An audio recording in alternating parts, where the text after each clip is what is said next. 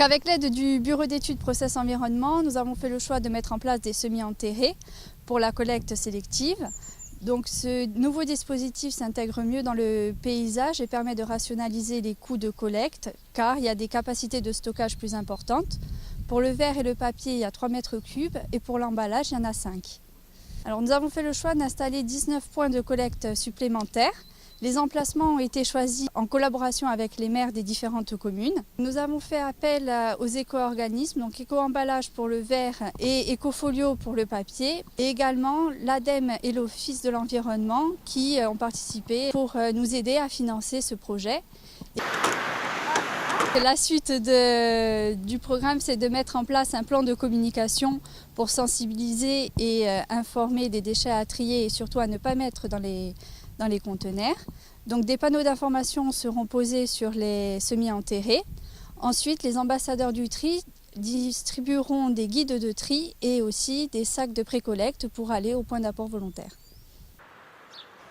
La philosophie de la communauté de communes de la Kasanica-Kazinc, c'était d'avoir un maillage plus important sur le territoire en point d'apport volontaire.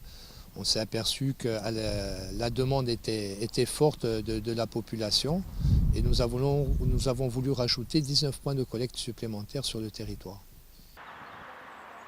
Esthétiquement, on n'a que des félicitations déjà. Les premiers points qui ont été installés, la population a déjà réagi, on a déjà eu des appels en nous félicitant en quelque sorte. C'est plus pratique également, parce qu'on s'aperçoit qu'on n'aura pas besoin, surtout pour les personnes âgées, c'était compliqué quand on arrivait avec un sac, on avait du poids avec du verre pour mettre dans des bornes qui étaient aériennes. Donc je pense que c'est un véritable plus pour le territoire. Les ambassadeurs du tri vont carrément taper à toutes les portes pour informer la population qu'il y a un nouveau dispositif qui est mis sur le territoire.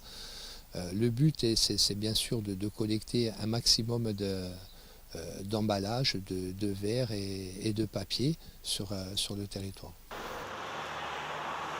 Nous avons 3 objectifs. Le premier, ça va être le tri en porte-à-porte.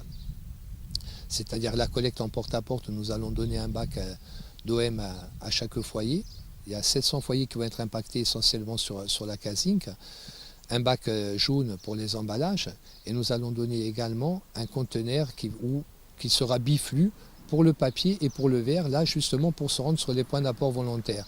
Donc ça c'est le premier objectif, c'est de passer en porte-à-porte. Le second objectif, c'est de mettre en place des composteurs collectifs. C'est-à-dire que là, depuis 18 mois environ, les ambassadeurs du tri ont fait un énorme travail. Nous avons distribué 700 composteurs. Maintenant, le but est de toucher d'autres types d'habitations, de pouvoir aller dans les villages également et de pouvoir mettre en place des composteurs collectifs. Le troisième objectif est la collecte des biodéchets envers les socioprofessionnels. Donc nous allons débuter cette collecte sur le mois de février 2017. Le but est de sortir de la filière de l'enfouissement et du traitement un maximum de tonnage. Déjà, on va se rapprocher des cantines scolaires, du collège de la Kazinc, des restaurateurs. Donc je pense que là, les plus gros gisements vont être impactés par cette collecte en porte-à-porte des biodéchets. Des objectifs que je pense nous pourrons atteindre d'ici 2017 avec une forte augmentation du tri.